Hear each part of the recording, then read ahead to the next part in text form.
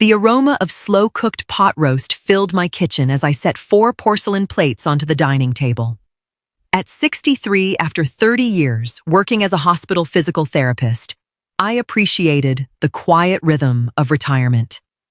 Every Sunday, my son Wesley and his wife Elodie came over with 6-year-old Leo for an early family dinner. I enjoyed seeing my grandson, but over the past 6 months, these gatherings had shifted from pleasant visits into subtle negotiations. Elodie dropped her designer handbag onto my clean entryway bench, sighing loudly before she even took off her coat. She worked as an assistant boutique manager, yet she carried herself as though she ran the entire shopping district. Wesley followed behind her shoulders, slightly slouched, clutching his phone while scrolling through work emails. "We need to adjust next month's calendar," Maribel, Elodie announced, sliding into her chair without waiting for anyone else. She did not comment on the food or ask how my week had been. I signed up for evening Pilates on Tuesdays and Thursdays. Plus, Wesley has networking drinks every Wednesday. "We'll need you to pick up Leo from school at 3 and keep him until 8. I paused, holding the serving bowl of roasted carrots. That was 20 hours of unpaid childcare a week, right after I'd explicitly told them I was taking morning water aerobics and volunteering at the public library. "I cannot do Tuesdays and Thursdays, Elodie," I said evenly, setting the bowl down. "My schedule is booked after 2 o'clock. Elodie froze her fork suspended in midair. She looked at Wesley, expecting him to back her up, but my son merely kept his eyes on his water glass. "Booked with what?" Elodie asked, a sharp edge entering her tone. "It's just leisure, Maribel. We have actual careers." I smiled, faintly sat down, and unfolded my linen napkin. My time is still spoken for. The tension from Sunday lingered through the following week like damp fog. It was not the first time Elodie had treated my home and retirement as an extension of her personal support staff. When she and Wesley bought their split-level house 2 miles away, I gladly helped paint walls, watched Leo during moving week, and even planted hydrangeas along their walkway. I loved helping my son find his footing.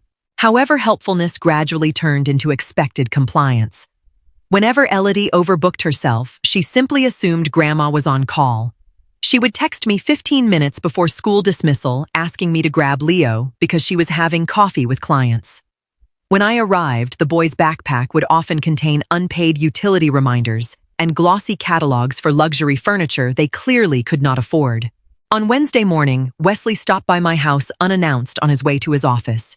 He stood in my kitchen, clutching a paper cup of dark roast coffee, looking worn down. "Mom, Elodie was really upset about Sunday." He began, leaning against the counter. "She thinks you're being unsupportive.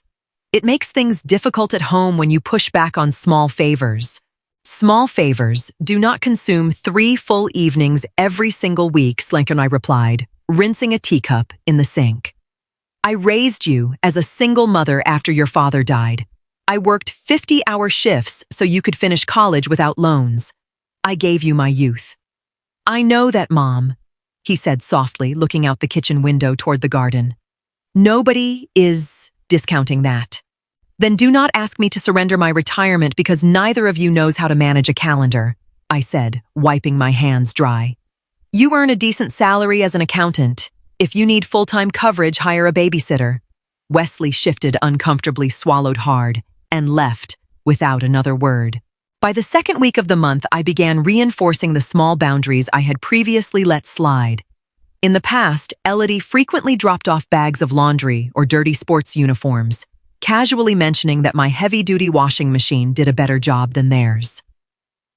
On Friday morning, when she brought over Leo's muddy soccer gear before heading to work, I met her at the front door.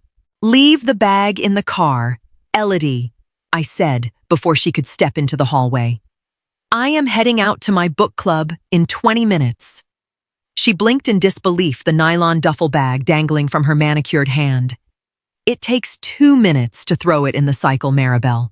I don't have time to run 3 loads tonight." "Then Wesley can run them when he gets home," I replied with a steady voice.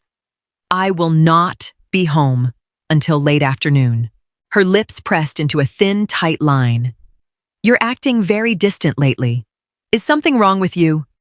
Nothing is wrong with me, I said, opening my garage door to show my car already pulled forward. I am simply living my life according to my own commitments. Elodie scoffed, turned on her heel, and tossed the duffel into her trunk with unnecessary force. She slammed the door and drove away without saying goodbye. That afternoon, while browsing through the local bookstore, I felt an unfamiliar sensation of lightness. For years, I had jumped every time my phone buzzed, worried that my grandson was stranded or that Wesley was overwhelmed. But Wesley was 34 years old. He was a grown man with a household of his own. Coddling his unwillingness to set boundaries with his wife was not helping him grow. It was merely draining whatever peace I had left. I purchased 2 new novels and walked home slowly. The following Tuesday, I visited the neighborhood elementary school to watch Leo's small music recital as I had promised him weeks earlier. Sitting 3 rows behind Wesley and Elodie, I could not help but observe their behavior. Elodie spent the entire 20-minute performance scrolling through real estate listings on her iPad, showing Wesley 4-bedroom houses in a private golf club community. Wesley shook his head, whispering something about their current mortgage rate and credit balances. Elodie frowned, crossed her arms tightly, and looked away with visible irritation. They were living on the edge of their financial bandwidth, chasing an image of suburban prosperity that neither their salaries nor their savings could realistically sustain. When the recital ended, Leo ran straight into my arms, proudly showing off his plastic recorder. "Grandma, did you hear me play the Dragon song? Every single note, sweetheart," I said, hugging him tightly. "You stayed right on tempo." Elodie walked over, her face composed into a brittle smile. "Since you're already here, Maribel, you can take Leo home with you for dinner. We have a dinner reservation across town with some potential real estate investors." "You did not mention this reservation earlier, Elodie," I said, keeping my hands gently on Leo's shoulders. "Well, it just came together this morning," she replied dismissively. "It's good networking for us. Leo loves your cooking anyway." I looked down at my grandson, whose shoes were unlaced and whose jacket was missing 2 buttons. "I have plans with my neighbor Clara tonight. However, I will watch Leo at your house until 7 o'clock so you can attend your meeting. But at 7, you must be home." Elodie rolled her eyes behind her sunglasses. "Fine, 7 sharp." I walked Leo to my sedan, knowing full well that they were testing how far they could push my patience before I broke. Sitting in their living room that evening while Leo worked on his spelling homework, the reality of their lifestyle became impossible to ignore. On the entryway table lay 3 overdue notices from the local private preschool academy, where Elodie wanted to enroll Leo for 1st grade next fall. Next to the notices sat brand new shopping bags containing designer clothes and imported kitchen decor. They were drowning in surface-level vanity, yet Elodie treated my modest home and retirement savings as their personal emergency fund. Over the past 3 years, I had paid for Leo's dental braces, bought all his winter coats, and given Wesley $5,000 when his transmission failed. Not once had Elodie expressed genuine gratitude. Instead, she acted as though my financial prudence was a communal resource that belonged to them by default. At 6:45, the front door clicked open. Wesley walked in alone, loosening his silk tie. He smelled faintly of expensive steak and red wine. "Where is Elodie?" I asked, looking up from the kitchen table where Leo was finishing his drawing. "She stayed for dessert with the group," Wesley muttered, avoiding eye contact as he poured himself a glass of tap water. "She said you wouldn't mind staying another hour." I stood up, immediately folded Leo's workbook and placed it inside his backpack. I kissed my grandson's forehead and handed him his pajamas. "Go get ready for bed, Leo," I said gently. Once the boy ran down the hallway, I turned to face my son. "I told Elodie 7 o'clock. It is 7 o'clock. "Mom, it's just 40 minutes. Wesley groaned, running a hand over his face. "Why do you have to make everything into a power struggle?" "Because you allow your wife to treat my word like a suggestion," I said quietly. "Good night, Wesley."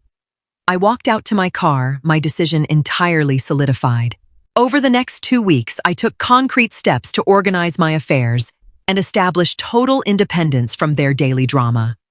I visited my financial advisor and restructured my estate into a designated education trust solely for Leo's future college expenses, ensuring that no capital could be liquidated early for lifestyle upgrades or luxury cars. I also finalized my travel itinerary for a month-long trip to visit my sister in coastal Maine. I did not announce these changes. Experience had taught me that announcing boundaries in advance only invites arguments from people who rely on your compliance. Silence and preparation were far more effective than emotional debates. Meanwhile, Elodie began acting unusually pleasant. She sent friendly text messages asking about my garden and invited herself and Wesley over for another formal Sunday dinner. She claimed she wanted to cook alongside me and celebrate Wesley's recent minor promotion at the accounting firm. I knew the sweetness was artificial. Clara, my neighbor, whose daughter worked at the same bank where Elodie held an account, had casually mentioned that the couple had applied for a secondary home equity loan to cover escalating credit card balances and had been denied. They were backed into a corner, and when entitled people run out of options, they always return to the family members they consider easiest to manipulate. I agreed to host the dinner. I bought fresh vegetables, seasoned a pork tenderloin, and set the dining table with the good silverware my husband had given me on our 25th anniversary. I was not afraid of whatever proposal Elodie had constructed. For the first time in years, I felt completely anchored in my own home, ready to address whatever arrived at my doorstep with unshakable clarity and calm resolve. Sunday evening arrived with a chilly autumn drizzle. Wesley and Elodie walked into the house precisely at 5 o'clock. Leo had been left with Elodie's teenage niece, which told me everything I needed to know. This was not a family dinner. It was a business meeting. Elodie wore an expensive cream-colored wool sweater and gold hoop earrings. She carried a sleek leather folder under her arm, placing it carefully on the side table near the dining room. Wesley looked pale, his collar tight against his neck, sitting down without uttering a single word beyond a quiet greeting. Throughout the meal, Elodie dominated the conversation. She talked endlessly about the prestige of St. Jude Academy, the private school across town, and how important early networking was for children of their social standing. Public schools in this district are simply not rigorous enough, Elodie stated, cutting her meat with precise, forceful strokes. If Leo stays in his current classroom, he'll be at a distinct disadvantage before middle school. Leo is reading 2 grades ahead and loves his teacher, I remarked, taking a sip of water. The neighborhood public school has served this community well for 40 years. Elodie waved her hand dismissively. That was your generation, Maribel. Standards were different. We need $12,000 for the non-refundable registration fee by next Friday. She paused, waiting for me to ask how they planned to pay it. When I remained silent and continued eating my green beans, she leaned forward across the table, resting her forearms against the polished mahogany. Wesley and I thought it would be a wonderful opportunity for you to invest in your only grandson's future, she said, her voice dripping with artificial warmth. Since this house is completely paid off, taking out a small home equity line of credit would cost you almost nothing monthly. The dining room fell into absolute silence, save for the rhythmic ticking of the antique grandfather clock in the corner. I set my fork and knife down neatly across the rim of my plate. I looked at Wesley, whose eyes were fixed intently on his napkin, his hands trembling slightly under the table. I will not borrow against my home to finance private school tuition, I said, keeping my voice steady and measured. My home is my security. If you wish to send Leo to private school, you must fund it from your own household income. Elodie's pleasant expression shattered instantly. Her posture stiffened, her jaw tightening as the anger she had been suppressing for weeks finally surged to the surface. You are sitting in a 4-bedroom house completely alone while your grandson's education is on the line, she snapped, her voice rising sharply. You hoard your savings while we struggle to build a future. You refuse to babysit. You refuse to help with our daily lives, and now you refuse to help your own flesh and blood. Wesley reached out a hand. Elodie, please, let's just— No, Wesley, she shouted, turning on him before glaring back at me with raw contempt. Your mother is selfish. She has always been selfish. She leaned right into my face across the table, her eyes wide with indignation, expecting me to shrink back, apologize, or burst into defensive tears. You should be ashamed of yourself, my daughter-in-law said, slamming her open palm against the table so hard the water glasses rattled. She waited for my reaction, fully confident that public humiliation would force me into compliance. Instead, I looked her directly in the eyes, did not blink, and spoke one single, unwavering word. Enough. Elodie's mouth hung slightly open, her breath catching in her throat. She tried to formulate another sentence, her lips parting to deliver another rehearsed accusation, but the absolute coldness in my gaze stopped her entirely. She couldn't say another word. The sheer authority in my voice sucked the air straight out of the room. I stood up slowly, picking up my cloth napkin and dabbing the corners of my mouth with deliberate care. You do not raise your voice in my home, I said, my tone as cold and clear as winter ice. You do not demand my assets. You do not insult my character under the roof my late husband and I built with our own hands. Elodie swallowed hard, color rushing into her cheeks, but her voice failed her completely. She looked around the room as if searching for a script that no longer existed. I turned my attention directly to my son. Wesley, stand up. Wesley blinked, startled, and pushed his chair back. He stood awkwardly beside the table, looking like a chastised schoolboy. Take your wife, collect her belongings, and leave this house immediately, I instructed him, pointing toward the front hallway. This dinner is over. You will not return here until you understand what common decency looks like. Mom! Wesley began, his voice cracking with genuine shame. Do not speak, Wesley, I said, stepping past them toward the front door and opening it wide to the cool evening rain. Lead your family out of my home. Elodie snatched her leather folder and her handbag from the table, avoiding my gaze entirely as she hurried toward the doorway. For all her rehearsed speeches and calculated demands, she could not muster the courage to meet my eyes again. Wesley followed silently behind her, stepping out into the darkness without looking back. The front door clicked shut and the heavy bolt slid smoothly into place. For the first time in several months, the air in my home felt clean, undisturbed, and entirely my own. I cleared the dining table, packed the leftover roast into glass containers, and washed every dish by hand, enjoying the quiet warmth of the soapy water. The following weeks brought significant changes, but not the kind Elodie had anticipated. Without my free childcare and emergency bailouts, Wesley and Elodie were forced to confront their financial reality. They withdrew Leo's application from the expensive private academy, sold their second-leased luxury vehicle, and enrolled Leo in the reliable public school around the corner where he thrived among neighborhood friends. 2 months later, Wesley came to visit me alone on a Saturday afternoon. He did not ask for money. He did not bring excuses.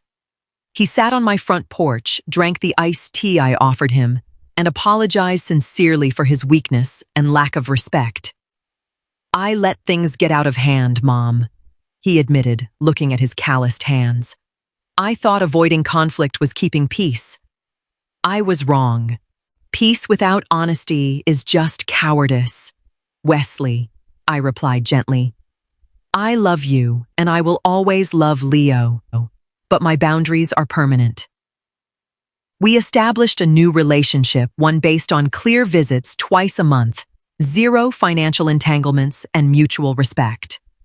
Elodie remained distant, which suited me perfectly.